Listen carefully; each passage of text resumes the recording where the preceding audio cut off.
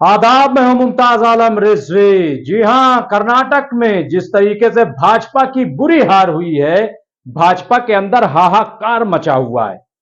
एक के बाद एक, एक के बाद एक के बाद एक नई बातें सामने आ रही हैं। यही नहीं, सबकी नजरें कर्नाटक पर टिकी हुई हैं कि कैसे 224 सीटों में से 64 सीटों पर सिमट गई भाजपा और पूरा साउथ साफ हो गया। लेकिन अगर उत्तर प्रदेश में देखेंगे, जहां पे कहा जा रहा है कि योगी जी की प्रचंड जीत हो गई, लेकिन अगर आप जरा गहराई में जाएंगे तो बहुत सारी तस्वीरें ऐसी आएंगी जिससे बीजेपी की पोल खुल जाएगी। आपको लगेगा कि नहीं, यह तो ऐसी कोई भारी जीत नहीं है। जी हां, आप सुन रहे होंगे कि 17 मेयर में से 17 सीटें जीत गई, लेकिन सवाल यह नहीं है कि 17 की 17 मेयर सीटें भाजपा ने जीत ली हैं।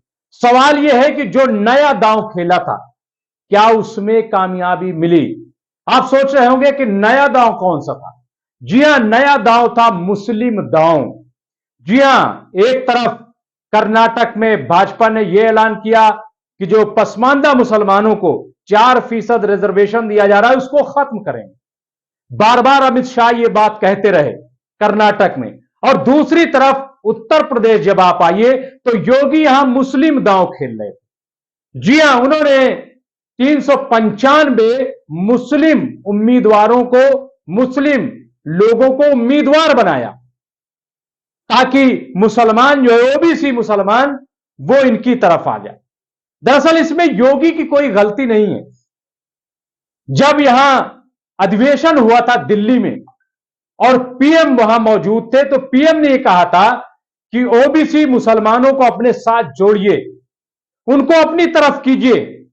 और यही वजह है कि योगी ने जो ओबीसी मुस्लिम है उनको जोड़ने के लिए मुस्लिम दांव खेला था, मुस्लिम कार्ड आप कह लीजिए खेला था। अच्छा, यह चीज सिर्फ निकाय चुनाव तक नहीं थी। स्वार सीट पर अगर आप जाके देखेंगे, जहां से बीजेपी जीती है, तो वहां अपना दल के साथ जो इत्तेहाद था, तो अपना दल के जरिए से एक मुस्लिम उम्मीदवार को वहां मैदान में उतारा, वहां भी मुस्लिम कार्ड। लेकिन हुआ क्या?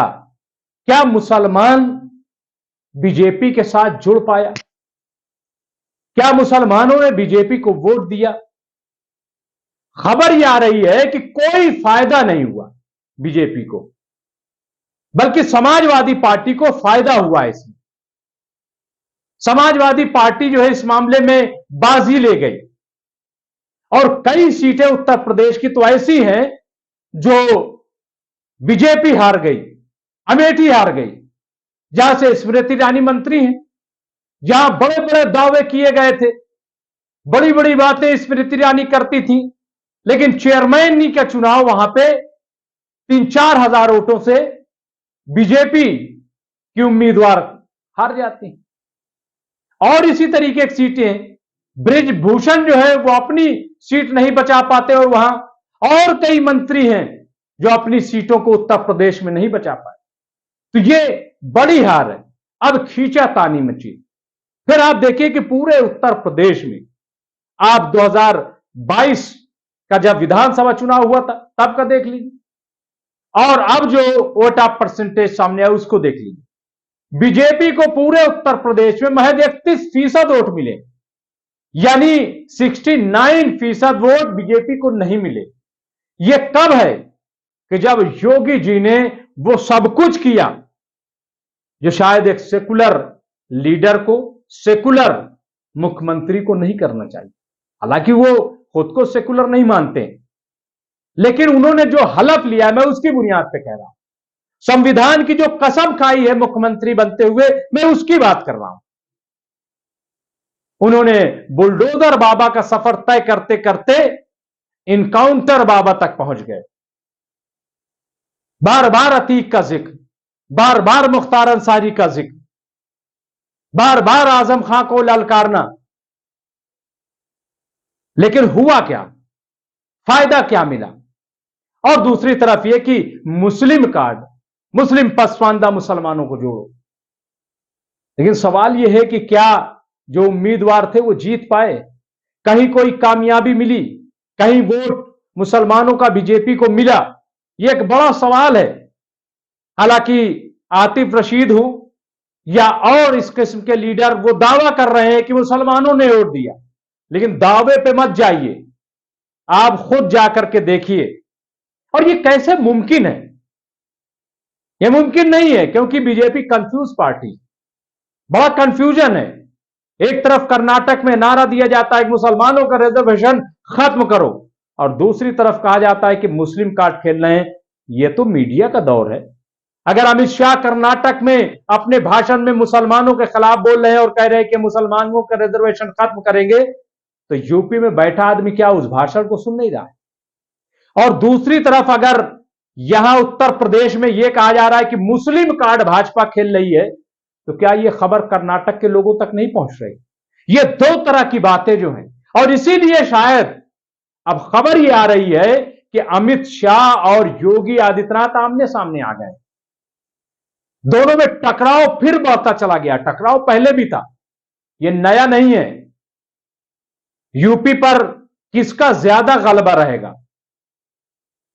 यूपी में किसकी चलेगी? योगी आदित्यनाथ की चलेगी कि अमित शाह की चलेगी, या प्रधानमंत्री मोदी जी की चलेगी? तो मोदी जी हो या शाह हो, एक ही है। किसकी चलेगी उत्तर प्रदेश में, इसकी लड़ाई जो है वो बहुत पुरानी है, लेकिन अब फिर एक बार उभर के सामने आ गई। आप देख लीजिए कि यूपी से अब मोदी जी गायब हैं। मोदी जी यूपी में नजर नहीं आ रहे हैं, योगी जी नजर आ रहे हैं। और खबर तो यहां तक भाई लोगों ने चला दी कि अब यह सवाल पैदा हो गया है कि अगला प्रधानमंत्री कौन होगा चेहरा, मोदी जी ही रहेंगे या फिर योगी जी बन जाएंगे? यह भी एक बड़ा सवाल चल पड़ा। तो बहरहाल हार कर्नाटक की अपनी जगह, लेकिन यह जो उत्तर प्रदेश में बार बार परचम लहराया जा रहा है, और ऐसा लग रहा है कि बहुत बड़ा कारनामा, मतलब निकाय चुनाव को ऐसा लग रहा है कि जैसे राष्ट्रपति का चुनाव हो गया। और मीडिया भी क्या करे, मरता क्या न करता, कुछ ना कुछ तो पॉजिटिव दिखाना है ना। जो रोजी हलाल करनी है, नमक जो खाया है उसको अदा करना है, तो हाय हाय करना है, और वो किया जा रहा है। लेकिन पब्लिक है, ये सब जानती है। सारी चीजें धीरे धीरे अब बाहर आ रही हैं। मीडिया में जाकर के देख लीजिए, जो मैं खबर दे रहा हूं, ये कोई मैं अपनी तरफ से और हवा में बात नहीं कर रहा हूं। आप जाकर के जो बड़े मीडिया वेबसाइट है उन पे जाकर के आप चेक कर लीजिए, और वहां आपको पता चल जाएगी कि हकीकत क्या है, कितनी बड़ी जीत योगी जी ने कर ली। और मेयर का जहां तक ताल्लुक है, उसके ताल्लुक से भी लोगों से जरा सुन लीजिए कि उनके साथ क्या हुआ। कहीं वोट नहीं डालने दिए गए, तो कहीं जो है वो उम्मीदवार की पिटाई कर दी गई, कहीं कुछ कर दिया गया। ये सब क्या है, सब जान रहे हैं कि तानाशाही की गई, लेकिन इसके बावजूद 31% वोट। इसका मतलब यह है कि भाजपा की उल्टी गिनती शुरू हो गई। जहां पे भगवान श्री राम का नाम लेकर के वोट मांगा जा रहा है, वहां पर भी लोग अब खुश नहीं है। इससे साफ जाहिर हो गया, साफ पता चलता है कि बीजेपी की उल्टी गिनती शुरू हो गई है, क्योंकि सबको लग रहा है कि ये असल मुद्दों से लोगों को भटका रहे हैं। नौजवान रोजगार में मांग रहा है, लेकिन उसको रोजगार नहीं दिया जा रहा है, उस पर लाठियां बरसाई जा रही हैं। ये आप तस्वीरें जाकर के गूगल में सर्च कर लीजिएगा, खबरें आपको मिल जाएंगी। लोग महंगाई से त्राही त्राही कर रहे हैं, लेकिन उनको मजहबी जज्बात की चटनी चटा दी जाती, कह दिया जाता है वो देखिए भव्य राम मंदिर बन रहा है। ये क्या है? इसका मतलब यह है कि लोग समझ रहे हैं उत्तर प्रदेश में पानी की कमी हो रही है। जगह जगह जाकर के आप देखिए कि हैंडपंप खराब पड़े, लेकिन कोई पूछने वाला नहीं। जो वादे किए गए थे, वादे पूरे नहीं किए गए। इसलिए मुझे लग रहा है कि ये जो भी कार्ड खेल रहे हैं वो फेल हो रहा है। अगर कर्नाटक में हिंदुत्व की प्रयोगशाला फेल हुई, तो उत्तर प्रदेश में मुस्लिम दांव फेल हो गया। यही खबर है। बहुत बहुत शुक्रिया।